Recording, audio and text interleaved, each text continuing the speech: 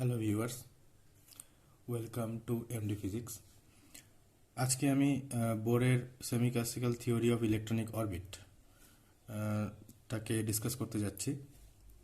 এই অরবিটটাকে ডিসকাস করতে গেলে আগে আমাদের একটু বোরের কোয়ান্টাইজেশন কন্ডিশনগুলো, বোরের যে শিকার্যগুলো, সেই শিকার্যগুলো আমাকে একটু দেখতে হবে। বোরের শিকার্য সম্পর্কে বোর ইলেকট্রনিক অরবিট সংক্রান্ত সাধারণত তিনটা শিকার্য করেছিলেন। তিনটি অ্যাজাম্পশনস ছিল এখানে এই থিওরির জন্য। ফার্স্ট অ্যাজাম্পশনসটা এটা ছিল যে যখন কোনো ইলেকট্রন কোনো একটা অরবিটের মধ্যে ঘুরবে, তখন ইলেকট্রনটা যখন কোনো একটা স্টেবল অরবিটে থাকবে, তখন ইলেকট্রনটা কোনো রকম শক্তি বিকিরণ বা শোষণ করবে না, কোনো শক্তি বিকিরণ করবে না, কোনো শক্তি বের করবে না, কিংবা কোনো শক্তি শোষণ করবে না। তো এই ধরনের কক্ষপথগুলোকে আমরা বলছিলাম অনুমোদিত কক্ষপথ বা অ্যালাউড অরবিটস।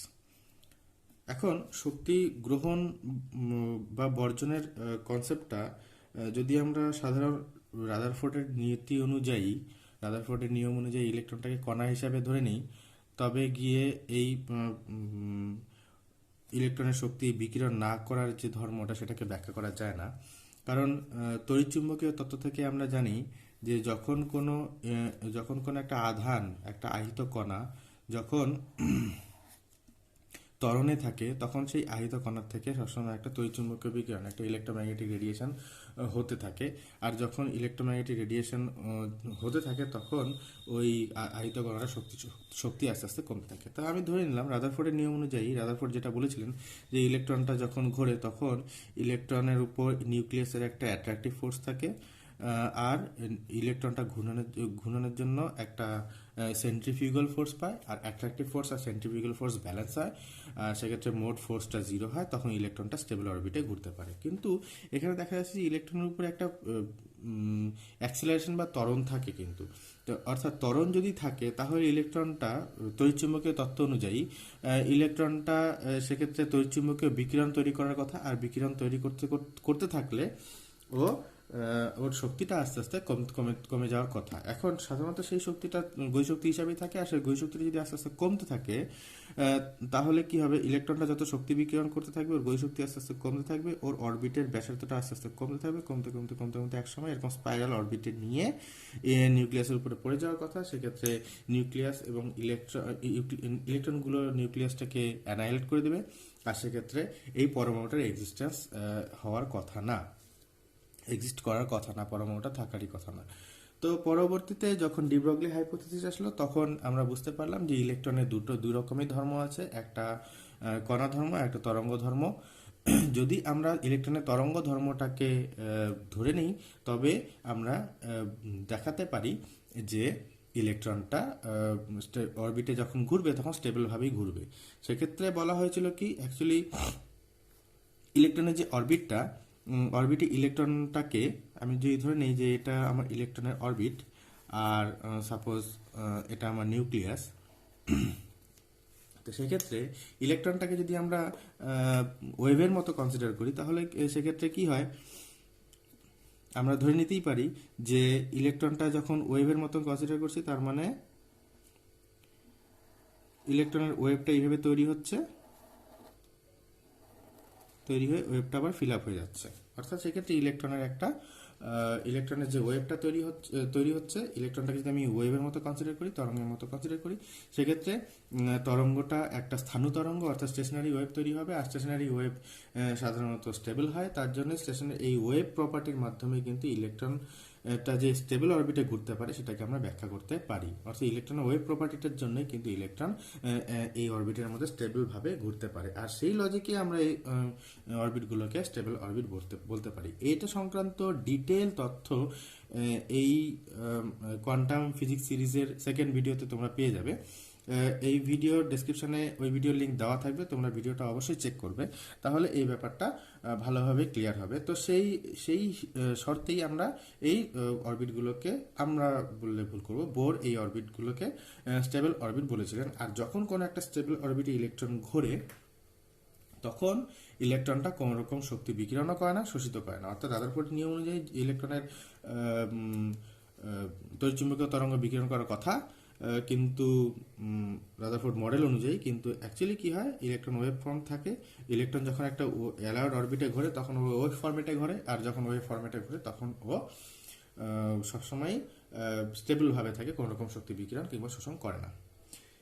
বোরের তৃতীয় স্বীকার্যটা ছিল যে কোনো একটা ইলেকট্রন যখন কোনো একটা স্টেবল অরবিটে ঘুরে ও কোনো শক্তি বিকিরণ না করলেও বাইরে থেকে যদি কোনো শক্তি পায় ও উচ্চ শক্তি স্তরে জাম্প করতে পারে, একাধিক উচ্চ অ্যালাউড শক্তি স্তর। কারণ আমরা জানি এই অ্যালাউড অরবিটের সংখ্যাটা পূর্ণ সংখ্যা সমানুপাতিক হয়। তো এন এর মান যদি 1 হয় তাহলে প্রথম কক্ষপথের কথা বলা হচ্ছে, এন এর মান যদি 2 হয় তাহলে দ্বিতীয় কক্ষপথের কথা বলা হচ্ছে, এন এর মান যদি 3 হয় তাহলে তৃতীয় কক্ষপথ, এরকম সো অন অনেকগুলো কক্ষপথ পাওয়া যাবে। তো যখন কোনো একটা ইলেকট্রন কোনো একটা অ্যালাউড কক্ষপথে ঘুরে, সে অবশ্য শক্তি বিকিরণ করে না, কিন্তু কোনোভাবে বাহ্যিক কোনো শক্তি শোষণ করতে পারে। আর যদি কোনো শোষণ করে, যদি কোনো রকম শক্তি শোষণ করে, সেক্ষেত্রে ইলেকট্রনটা একটা অ্যালাউড অরবিট থেকে অপর অ্যালাউড অরবিটে, উচ্চতর অ্যালাউড অরবিটে জাম্প করতে পারে। আর যখন উচ্চতর অ্যালাউড অরবিটে ও জাম্প করবে তখন কত পরিমাণ শক্তি শোষণ করবে সেটা বের করা যাবে সেটা এইভাবে ক্যালকুলেশন করা যাবে যে ওই অরবিটেও বেশিক্ষণ থাকবে না।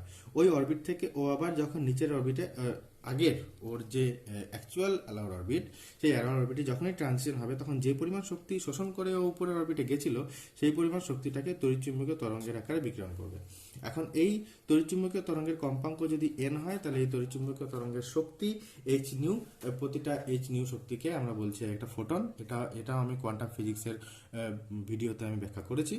তো এই h নিউ কম্পাঙ্ক, এই শক্তিটা দিয়েই কি করব আমরা, শক্তিটা দিয়ে আমরা বুঝতে পারবো যে ইলেকট্রনের এক উচ্চ শক্তি স্তর থেকে নিম্ন শক্তি স্তরে এখানে ট্রানজিশন হয়েছে, সেক্ষেত্রে একটা নিঃসরণ হয়েছে এবং তার থেকে আমরা নিঃসরণ বর্ণালী পাবো। আর নিঃসরণ বর্ণালী থেকেই আমরা বুঝতে পারবো যে ইলেকট্রনের ট্রানজিশনটা হচ্ছে, অর্থাৎ কোনোভাবে কোনো শক্তি সে নিয়ে উচ্চতর শক্তি স্তরে জাম্প করেছিল, তারপরে সে সেই শক্তি স্তরে বেশিক্ষণ থাকবে না, আবার আগের শক্তি স্তরে চলে আসবে। তখন সেক্ষেত্রে যে পরিমাণ শক্তি নিয়ে উপরের কক্ষপথে গেছিল, উচ্চ শক্তি স্তরে গেছিল, সেই পরিমাণ শক্তি ও আবার তড়িৎচুম্বকীয় তরঙ্গের আকারে বিকিরণ করবে। এখন এই অ্যালাউড কক্ষপথের শক্তি, প্রত্যেকটা অ্যালাউড কক্ষপথের একটা নির্দিষ্ট পরিমাণ শক্তি হয়, সেই শক্তিটাকে আমরা একটু পরে ক্যালকুলেট করব।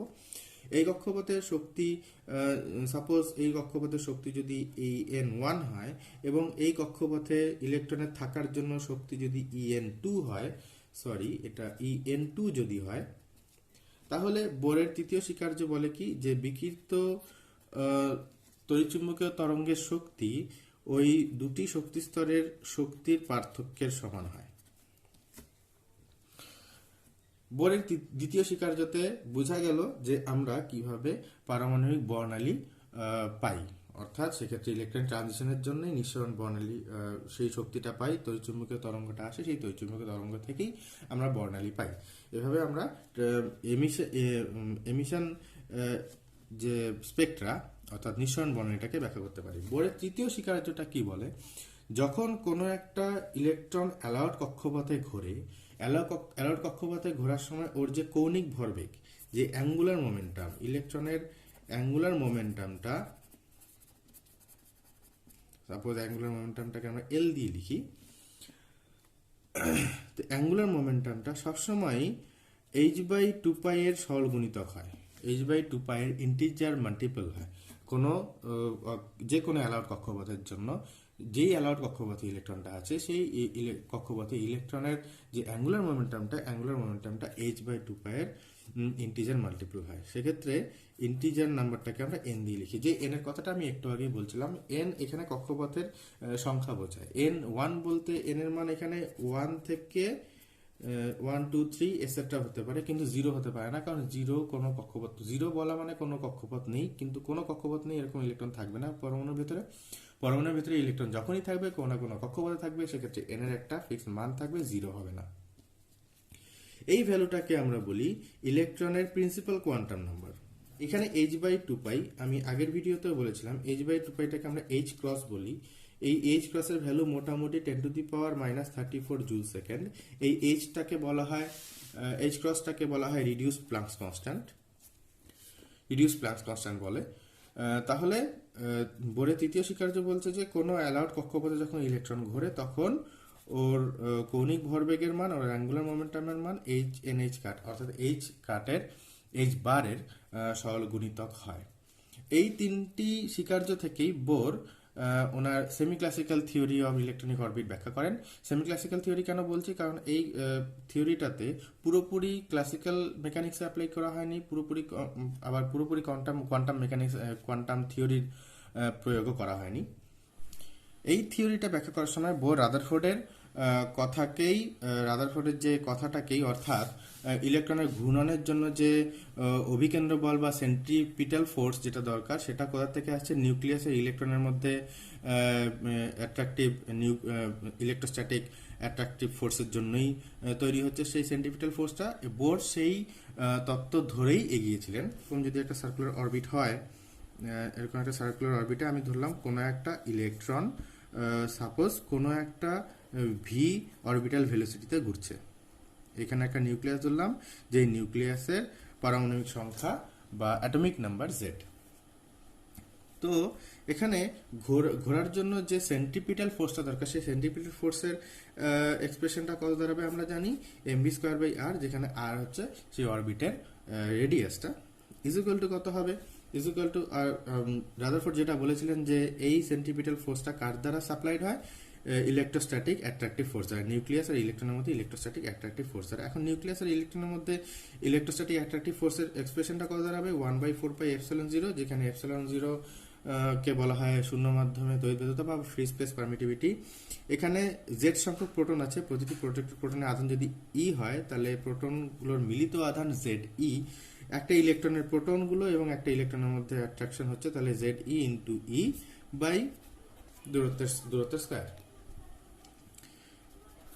এটা রাদারফোর্ডের বক্তব্য, আর বোর এই রাদারফোর্ডের বক্তব্য ধরেই এগিয়েছেন ওনার সেমি ক্লাসিক্যাল থিওরিটা ব্যাখ্যা করার জন্য। তো এখান থেকে আমরা যা দেখতে পাচ্ছি যে এই আর আর এই আর ক্যান্সেল হচ্ছে, আর এখানে V square is equal to আমরা পাচ্ছি Z E square by 4πε0 M R.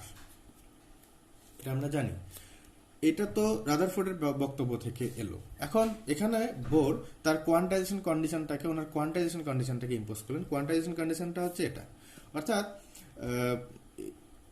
Angular মোমেন্টামের ভ্যালুটা এনএইচ কাট হয়। এখন যদি ভি অরবিটাল ভেলোসিটি থাকে আর ইলেকট্রনের মাস যদি এম হয়, এখানে এম অবশ্যই ইলেকট্রনিক মাস, ইলেকট্রনের জন্যই এখানে অ্যাঙ্গুলার ভেলোসিটি দেখব, তো অ্যাঙ্গুলার মোমেন্টামটা দেখবো। তো এখানে অ্যাঙ্গুলার মোমেন্টামটা কত হচ্ছে আমরা জানি যে L is equal to N into h/2π।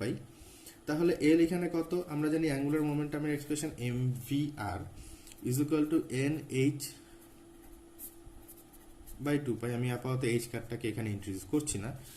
তাহলে এখানে আমরা ভি ইজ ইকুয়াল টু কত লিখতে পারছি, nh/2πmr। দেয়ারফোর এখান থেকে আমরা কি লিখতে পারছি, V square is equal to N square H square by 4π² M square R square. এখন এখানে একটা ভি স্কোয়ারের ভ্যালু পাচ্ছি আর এখানে একটা ভি স্কোয়ারের ভ্যালু পাচ্ছি, তো ভ্যালু দুটোকে আমরা যদি ইকুয়েট করি তাহলে দাঁড়াচ্ছে এরকম, অর্থাৎ Z square by 4πε0 M R is equal to N square H square by 4π² M square R square. তো একটা ক্যান্সেল হচ্ছে, এখানে এম একটা ক্যান্সেল হচ্ছে, আর একটা ক্যান্সেল হচ্ছে। তাহলে এখান থেকে আর আমরা কি পাচ্ছি, অর্থাৎ এটাকে আমি বলবো যে ইলেকট্রনিক অরবিটের রেডিয়াসটা কত হচ্ছে, তাহলে N square H square ε0 by pi M, একটা পাই থাকছে, পাই এম জেড স্কোয়ার। এটা আসলো আমার কাছে বোরের ইলেকট্রনিক অরবিটের রেডিয়াসের এক্সপ্রেশনটা। এখন এখানে একটা জিনিস লক্ষ্য করো তোমরা, যে রেডিয়াসটা কিন্তু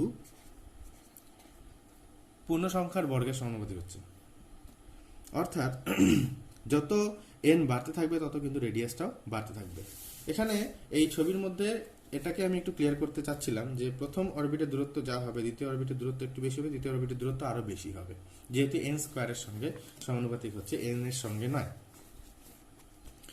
এবং এখানে epsilon naught h square by pi m Z E square particular একটা অ্যাটমের জন্য এই ভ্যালুটা কনস্ট্যান্ট, অথবা যদি বলি আমি যদি জেডটাকে না আনি তাহলে যে কোনো অ্যাটমের জন্য এই ভ্যালুটা কনস্ট্যান্ট। এই ভ্যালুটাকে আমরা বলি, কিংবা বোর এই ভ্যালুটাকে একটা কনস্ট্যান্ট দিয়ে দেখিয়েছিলেন, সেটাকে বলা হয় এ নট। এ নটটাকে বলা হয় বোর রেডিয়াস। দেয়ারফোর এখানে আর এর এক্সপ্রেশনটা কি আসছে? আর এর এক্সপ্রেশনটা আসছে A naught N square by Z. A নটের ভ্যালুটা কত আসে? এই বোর রেডিয়াসের ভ্যালুটা আসে মোটামুটি 0.53 অ্যাংস্ট্রম। বোর রেডিয়াসের ভ্যালুটা আসে মোটামুটি 0.53 অ্যাংস্ট্রম। আমরা ইলেকট্রনিক অরবিটে একটা ইলেকট্রনের টোটাল এনার্জিতে ফোকাস করতে যাচ্ছি। টোটাল এনার্জিটা কত? কারণ আমরা যদি বোরের কোয়ান্টাইজেশন কন্ডিশনটাকে অ্যাপ্লাই করি তাহলে সেই এনার্জির ভ্যালুটা যদি পাই আমরা তখন প্রেডিক্ট করতে পারবো যে কত কম্পাঙ্কের ফোটন কোনো একটা পার্টিকুলার ট্রানজিশনের জন্য এমিট হতে পারে। তার জন্য আমি এখানে প্রথমে এখন আমার কাজ হবে ইলেকট্রনের টোটাল এনার্জির এক্সপ্রেশনটা বের করা। কোনো একটা অরবিটের জন্য টোটাল এনার্জি এক্সপ্রেশনটা বের করা, অবশ্যই ইলেকট্রনিক অরবিট।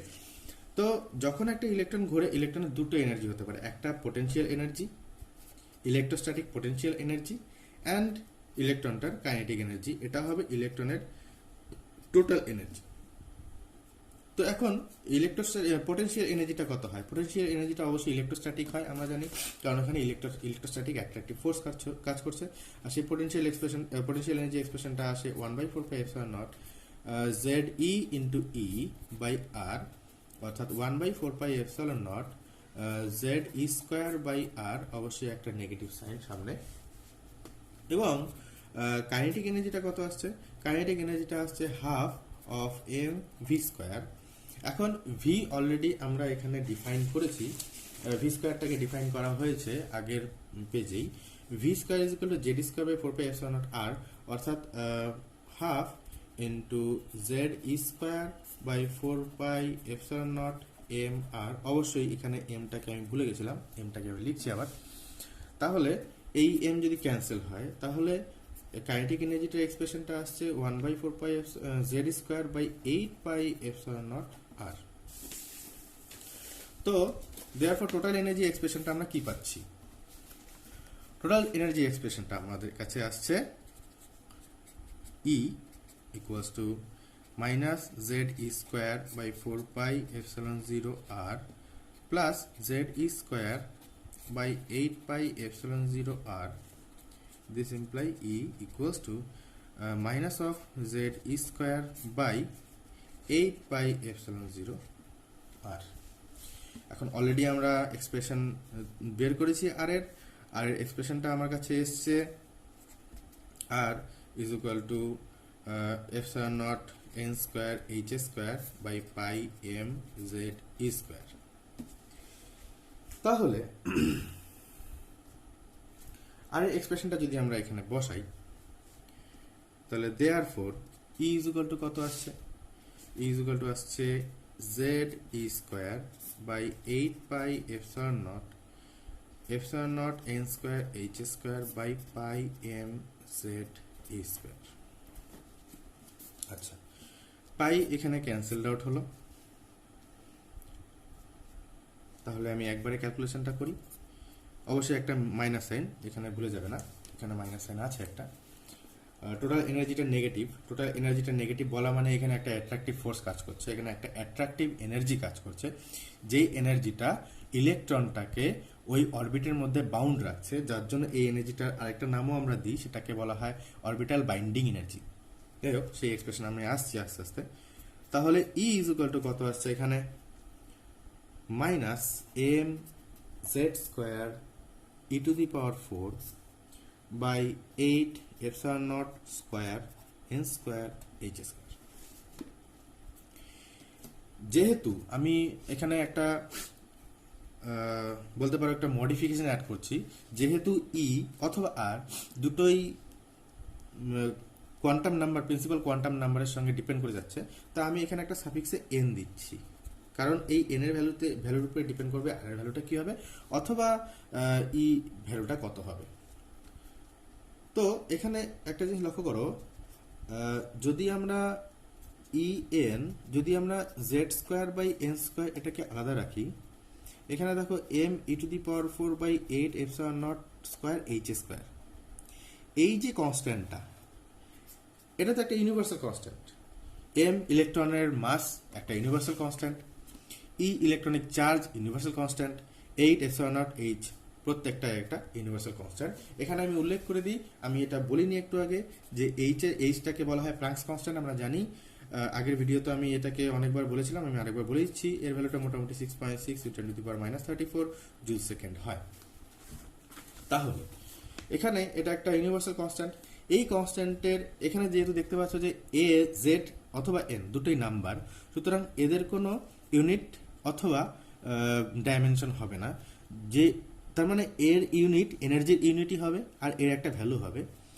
এর জেনারেলি এর ইউনিটটা জুল ইউনিটে হয়। যদি আমরা অ্যাটমিক স্কেলে আমরা জুল ইউনিটটাকে ইউজ করি না, আমরা এনার্জি ইউনিটটাকে ইলেকট্রন ভোল্ট হিসেবে ইউজ করি। তো এটাকে যদি আমরা ইলেকট্রন ভোল্টে কনভার্ট করি, এটার ভ্যালুটা আসে মোটামুটি 13.6। তো এখান থেকে দেখা যাচ্ছে যে nth অরবিটের যে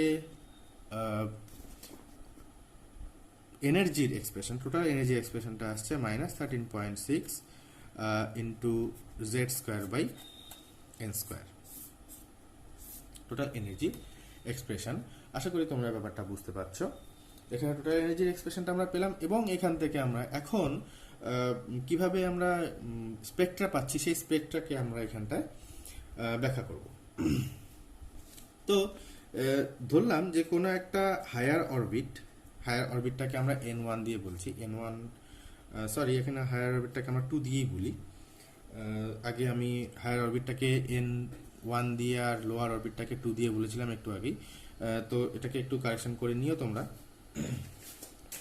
আমরা এখানটায় এটাকে n2 বলছি, লোয়ার অরবিটটাকে হায়ার অরবিটটাকে n2 বলছি, এবং লোয়ার অরবিটটাকে n1 বলছি, সাফিক্স n1 বলছি, en2, এবং এটা সাফিক্সে e1 বলছি।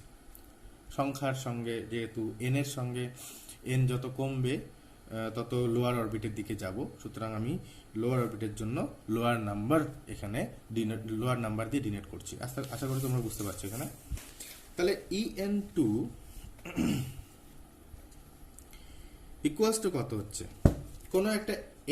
কোনো একটা হায়ার অরবিট যার প্রিন্সিপাল কোয়ান্টাম নাম্বার n2, তার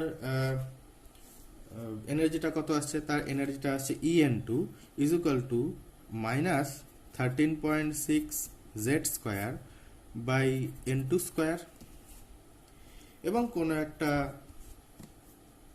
লোয়ার অরবিট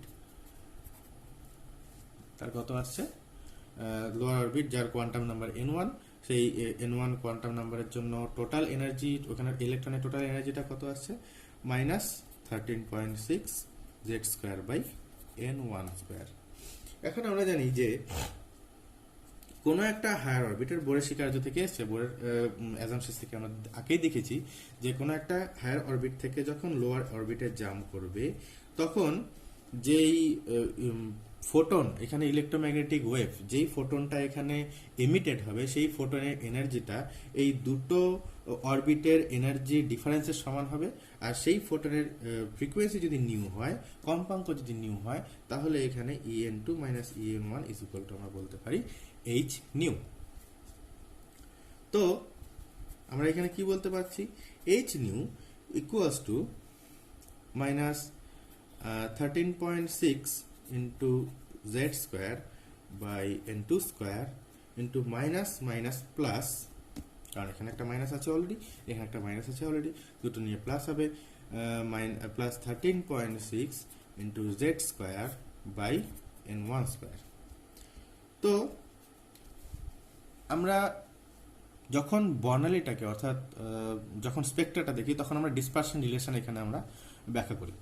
ডিসপারশন রিলেশন বলতে ল্যামডার সাপেক্ষে অথবা নিউ এর সাপেক্ষে, আমরা ল্যামডার সাপেক্ষে এখানে আসবো, ল্যামডার সাপেক্ষে, অর্থাৎ ল্যামডা বলতে আমার যেই ইলেকট্রোম্যাগনেটিক ওয়েভটা আসছে, যে ইলেকট্রোম্যাগনেটিক ওয়েভটাকে আমরা ডিটেক্ট করছি, সেই ইলেকট্রোম্যাগনেটিক ওয়েভের ওয়েভলেন্থটাকে বলা হয়, তরঙ্গ দৈর্ঘ্যটাকে বলা হয়। তো এখানে আমি তরঙ্গ দৈর্ঘ্য দিয়ে আসছি। আমরা জানি যে তরঙ্গ বেগ সমান সমান কম্পাঙ্ক ইন্টু তরঙ্গ দৈর্ঘ্য, wave velocity equals to frequency into wave length. This imply frequency is equal to c by wave length. C এখানটায় আমি ধরবো যে সি এখানটায় ফ্রি মিডিয়ামে শূন্য মাধ্যমে যেটা আমি বলছি আলোর বেগ বা তড়িৎচুম্বকীয় তরঙ্গ ইলেকট্রোম্যাগনেটিক ওয়েভের বেগ, ভেলোসিটি যেটা আমরা অলরেডি জানি 3 × 10⁸ মিটার পার সেকেন্ড। তো এটা একটা ইউনিভার্সাল কনস্ট্যান্ট, হোয়াট এভার। তো এখানে এইচ সি বাই ল্যামডা আসছে মাইনাস, এখানে আমি যদি 13.6 ইন্টু জেড স্কোয়ার কমন নিই তাহলে আসছে 1/n1 square minus 1/n2 square. এখন এখানে 1/λ, এখানে আসছে 13.6, অবশ্যই ইলেকট্রন ভোল্ট। এখন আমি আগের ভিডিওতে হয়তো বলেছিলাম, তোমরা আগের ভিডিও দেখতে পারো, কিংবা আমি বলে দিচ্ছি আবার, যে ইলেকট্রন ভোল্ট এনার্জির অ্যাটমিক লেভেলের ইউনিট। অ্যাটমিক লেভেলে আমরা এনার্জিটাকে মাপি ইলেকট্রন ভোল্টে। ইলেকট্রন ভোল্ট কোনো স্ট্যান্ডার্ড ইউনিট নয়, তার জন্য যখনই প্রবলেমের আসে তখন প্রবলেমের মাঝে মাঝে আমাদেরকে সেটাকে জুলে কনভার্ট করতে হয়। তো এখানে জুলে যদি কনভার্ট করি তাহলে 1 electron volt is equal two 1.6 into 10⁻⁻19 joule হয়। তো ইলেকট্রন ভোল্ট থেকে যদি জুলে কনভার্ট করতে হয় তাহলে 1.6 ইন্টু 10⁻⁻19 দিয়ে তোমাকে মাল্টিপ্লাই করতে হচ্ছে। মাল্টিপ্লাই করে আর এখান থেকে এইচ সিটাকে আমি নিচে নামিয়ে নিয়ে আসছি, into Z square into 1/n1 square minus 1/n2 square. এই যে কনস্ট্যান্টটা লক্ষ্য করো, এটা একটা ইউনিভার্সাল কনস্ট্যান্ট। আমরা জানি এইচ এর একটা ফিক্সড ভ্যালু আছে। এইচ এর ফিক্সড ভ্যালুটা আমি এখানে অলরেডি মেনশন করেছি। সি এরও একটা ফিক্সড ভ্যালু আছে, অলরেডি মেনশন করেছি আমি। আর যেটা আমি বললাম, এটা তো একটা ফিক্সড নাম্বার, এটা তো মেনশন করার কোনো ব্যাপারই নেই, এটা একটা কনস্ট্যান্ট। এই কনস্ট্যান্টটাকে আমরা বলি রিডবার্গ কনস্ট্যান্ট। এটাকে আমরা ক্যাপিটাল আর দিয়ে লিখি। তো রিডবার্গ কনস্ট্যান্টটাকে যদি অ্যাপ্লাই করি তাহলে এখানে আসছে ডিসপারশন রিলেশনটা কি আসছে, ল্যামডার সঙ্গে সম্পর্কটা কি আসছে তরঙ্গ দৈর্ঘ্যের সঙ্গে, আর into Z square into 1/n1 square minus 1/n2 square.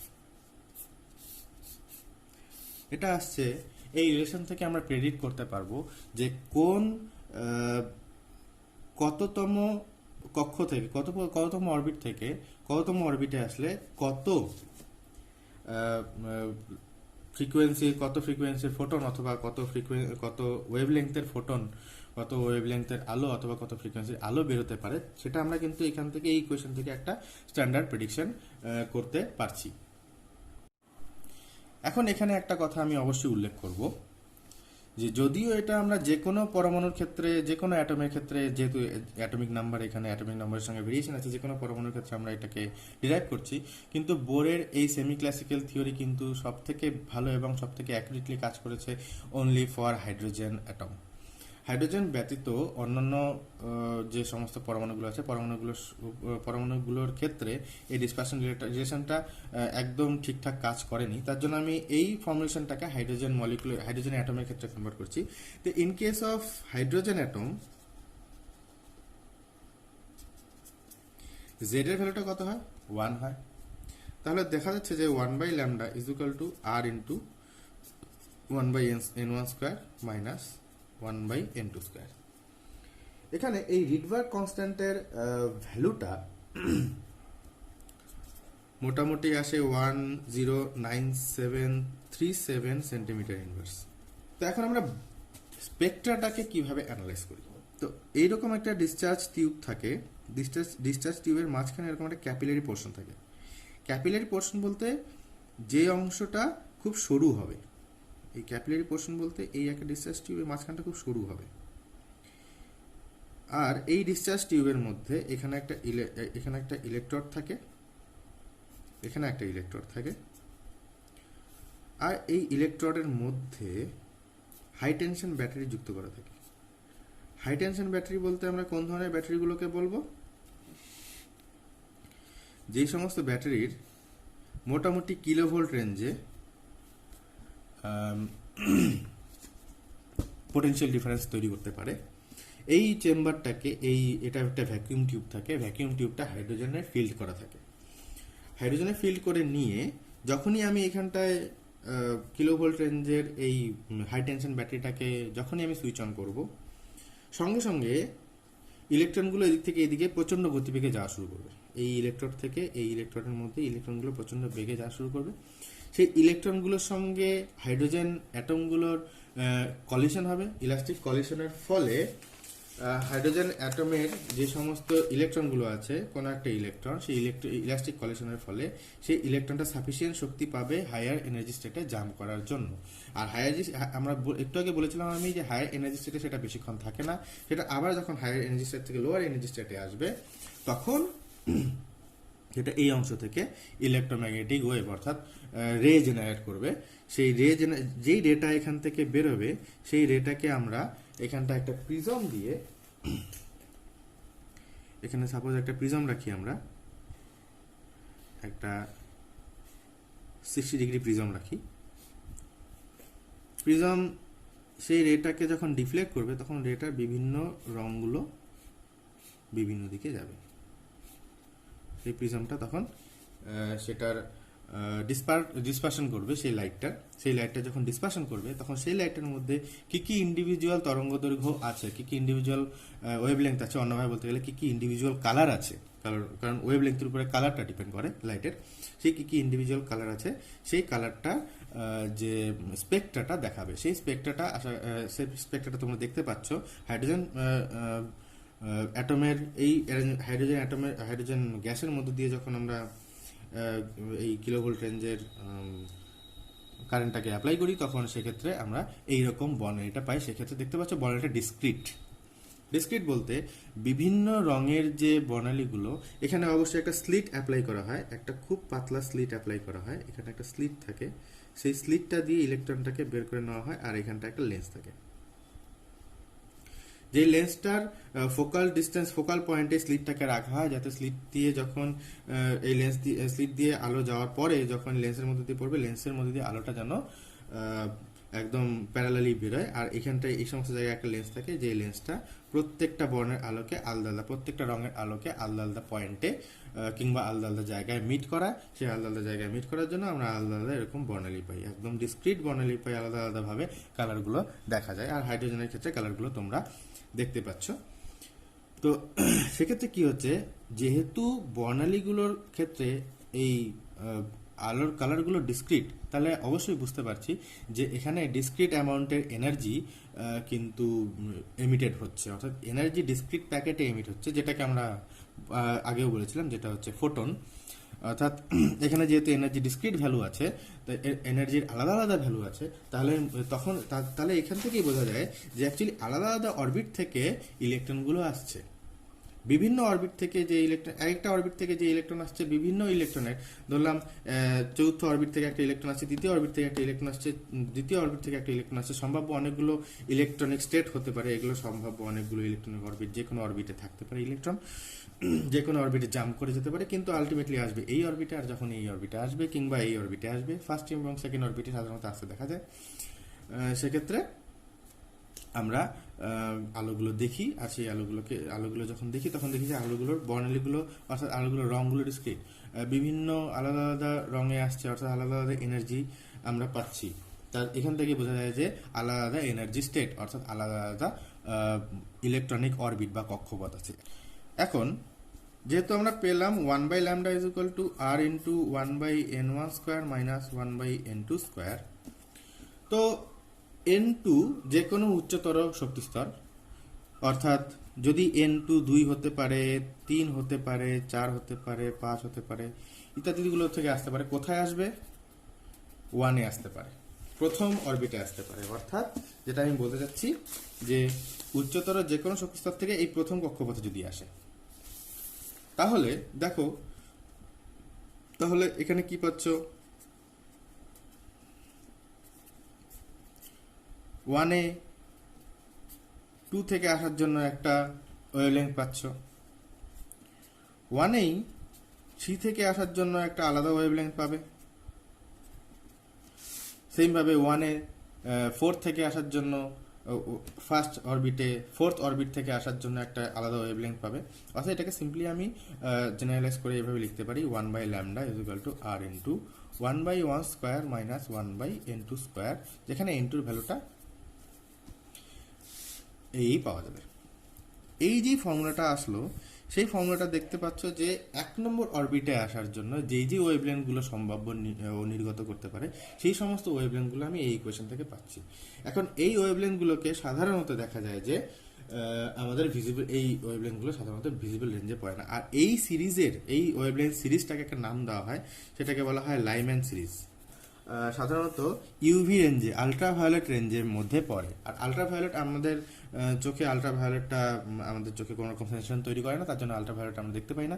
তো এই সিরিজটা যদিও তৈরি হয়, এই সিরিজটা আমরা দেখি না। অর্থাৎ একটু আগে আমি যেই এক্সপেরিমেন্টের কথা বললাম যে এখানটায় ডিসক্রিট অ্যামাউন্টের তুমি কালার দেখতে পাবে, তাহলে অবশ্যই সেই কালারটা কিন্তু লাইম্যান সিরিজের কালার হবে না, কারণ লাইম্যান সিরিজের কালার তোমরা দেখতে পাবে না।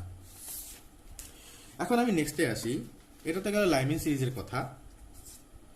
এখন নেক্সটে আমি আসি, যদি 2তে আসে, কোথা থেকে আসতে পারে? n2 কোথা থেকে আসতে পারে? 3 থেকে আসতে পারে, 4 থেকে আসতে পারে, 5 থেকে আসতে পারে। 1 থেকে 2তে যাবে না, কারণ সেটা কিন্তু সেক্ষেত্রে আর এমিশন স্পেক্ট্রা হবে না, সেক্ষেত্রে কিন্তু এমিশন হবে না, কারণ লোয়ার অরবিট থেকে হায়ার অরবিটে কিন্তু অ্যাবজর্ব হয়ে যায়। এনার্জি অ্যাবজর্ব হলেই, অর্থাৎ কোনোভাবে যদি এনার্জিটা কেউ অ্যাবজর্ব করতে পারে, তবে গিয়ে লোয়ার এনার্জি থেকে হায়ার এনার্জি স্টেটে যাবে। আমাকে যদি এমিট করতে হয়, তাহলে হায়ার স্টেট থেকে লোয়ার স্টেটে আসতে হবে। বুঝতে পারছো ব্যাপারটা? তো সেক্ষেত্রে এইরকম অবস্থা হতে পারে। তার মানে সেক্ষেত্রে একটা সিম্পল ফর্মুলা হতে পারে। ফর্মুলাটা এরকম 1/2 স্কোয়ার মাইনাস 1/n2 স্কোয়ার, যেখানে n2 এই ডিসক্রিট ভ্যালুগুলো পেতে পারো, আর যার জন্য ডিসক্রিট ওয়েভলেন্থ তোমার তৈরি হতে পারে। এই সিরিজটাকে বলা হয় বামার সিরিজ। আর এই সিরিজটা আমার ভিজিবল রেঞ্জে পড়ে। অর্থাৎ আমি একটু আগে যেটা বললাম যে আমি ডিফারেন্ট কালার দেখছি, আমরা যখন হাইড্রোজেনের ডিফারেন্ট কালারগুলোকে আমরা স্টাডি করি, তখন কিন্তু অ্যাকচুয়ালি আমরা বামার সিরিজটাকে স্টাডি করি, আমরা কিন্তু লাইম্যান সিরিজটাকে স্টাডি করি না। নেক্সট একটা সিরিজ হতে পারে যদি 3তে আসে। এটা খুব কম দেখা যায়। কেন কম দেখা যায় এখনই জানাবো। কোথা থেকে আসতে পারে? 4 থেকে আসতে পারে, 5 থেকে আসতে পারে, 6 থেকে আসতে পারে। অবশ্যই এমিশন স্পেক্ট্রা যেহেতু আমি দেখছি হায়ার অরবিট থেকে আসবে, লোয়ার থেকে হায়ারে আমরা এখানে কনসিডার করছি না। আর লোয়ার থেকে হায়ারে গেলে আমরা সেটা দেখতেও পারবো না, কারণ সেক্ষেত্রে এনার্জিটা অ্যাবজর্ব হয়ে যাবে। তাহলে সেক্ষেত্রে জেনারেল ফর্মুলেশনটা কি আসছে? 1/3 স্কোয়ার মাইনাস 1/n2 স্কোয়ার। এই সিরিজটাকে আমরা বলি পার্সেন্ট সিরিজ। এটা ইনফ্রারেড অঞ্চলে পড়ে, অবলোহিত বা ইনফ্রারেড অঞ্চলে পড়ে। আর অবলোহিত আমরা দেখতে পাই না।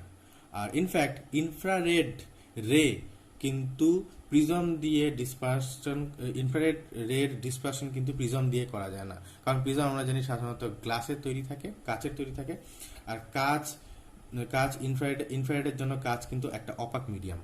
এটাভাবে এই একদম এই কাজ কোনোভাবেই কিন্তু ইনফ্রারেডটাকে ট্রান্সমিট করায় না। তার জন্য সেক্ষেত্রে আমরা ইনফ্রারেডটাকে যদি আমরা ডিসপারশন করতে চাই, ইনফ্রারেডে যদি আমরা বিচ্ছুরণ করতে চাই, তাহলে সেক্ষেত্রে কিন্তু কাচের প্রিজম না নিয়ে অন্য কোনো ম্যাটেরিয়ালের প্রিজম নিতে হবে। তো আরও দুটো সিরিজ পাওয়া যেতে পারে। এন এর মানটা যদি 4 রাখি, n1 এর মান যদি 4 রাখি, অর্থাৎ যদি 4 এ আসে, কোথা থেকে আসতে পারে? 5 থেকে আসতে পারে, 6 থেকে আসতে পারে, 7 থেকে আসতে পারে। সেই সিরিজটাকে বলবো আমরা ব্র্যাকেট সিরিজ। আর যদি 5-এ আসে, 6 থেকে, 7 থেকে, 8 থেকে, তাহলে সেটাকে আমরা বলবো ফান সিরিজ। তো এই সিরিজগুলো একদম ফার ইনফ্রারেডে থাকে, এই সিরিজগুলো ফার আইআরে থাকে, যার জন্য এই সিরিজগুলোকে খুব একটা আমরা অ্যানালাইজ করি না। বামার সিরিজটাকে অ্যানালাইজ করাটাই হাইড্রোজেনের ক্ষেত্রে আমাদের ক্ষেত্রে সাফিসিয়েন্ট হয়ে যায়। আর সেক্ষেত্রে আমরা বিভিন্ন ভাবে বিভিন্ন অ্যাটমিক স্ট্রাকচার এবং অ্যাটমিক ইলেকট্রনিক স্ট্রাকচার, স্পেশালি হাইড্রোজেনের ক্ষেত্রে কোন ক্ষেত্রে কীরকম স্ট্রাকচার, কীরকম অরবিটে, কোন অরবিটে থাকবে না থাকবে, সেক্ষেত্রে আমরা প্রেডিকশনটাকে আমরা এক্সপেরিমেন্টালি প্রুভ করতে পারি, কিংবা এক্সপেরিমেন্টাল যে রেজাল্টটাকে আমরা এই রেজাল্টের সঙ্গে কম্পেয়ার করে আমরা বুঝতে পারি যে অ্যাকচুয়ালি ইলেকট্রন অরবিটটার অবস্থাটা কী আছে। যদিও আমি বললাম যে এই থিওরিটা সেমি ক্লাসিক্যাল থিওরি, তো এই থিওরির অনেকগুলো ড্রব্যাক আছে। ফার্স্ট ড্রব্যাকটা আমি বললামই, যে এটা শুধুমাত্র হাইড্রোজেনের ক্ষেত্রে কাজ করে, হাইড্রোজেনের উপরে সমস্ত পরমাণুগুলোর ক্ষেত্রে এটা কাজ করে না, ফুললি ওয়ার্কিং নয়। কিন্তু তবুও দেখা যায় যে যে সমস্ত অ্যাটমগুলোর বাইরের একদম ভ্যালেন্স কক্ষপথে, ভ্যালেন্স অরবিটে যদি একটা ইলেকট্রন থাকে, সেক্ষেত্রে কিন্তু এই বোরের সিরিজটা সোফার কাজ করে, কিন্তু পুরোপুরি কাজ করে না। কিন্তু বলা যায় যে এই যেহেতু হাইড্রোজেন বর্ণালীটা আমরা খুব ভালোভাবে ব্যাখ্যা করতে পারছি, আর আমরা পিরিয়ডিক টেবিলে দেখি আমরা এলিমেন্টের যে সমস্ত কনফিগারেশন আছে, ইলেকট্রন কনফিগারেশনগুলো, সেক্ষেত্রে আমরা জানি হাইড্রোজেন একদম বেসিক কনফিগারেশন। তো সুতরাং বেসিকটাকে যদি আমরা খুব ভালোভাবে স্টাডি করতে পারি, আমরা হায়ার কনফিগারেশনটাকে আরও ভালোভাবে স্টাডি করতে পারবো। অবশ্যই সেই স্টাডি করার ক্ষেত্রে আমাদেরকে এই থিওরির ক্ষেত্রে কিছু মডিফিকেশন নিতে হবে। সেই মডিফিকেশনটা আমরা কোয়ান্টাম থিওরি থেকে আনি, সেটা আমি পরের ভিডিওতে অবশ্যই ডিসকাস করব। আজকের জন্য এতটুকুই। আশা করছি তোমরা বোরের এই থিওরিটা খুব ভালো মতো বুঝতে পেরেছ, আর অবশ্যই আমার নেক্সট ভিডিওর জন্য টিউনড থাকবে। And thank you very much.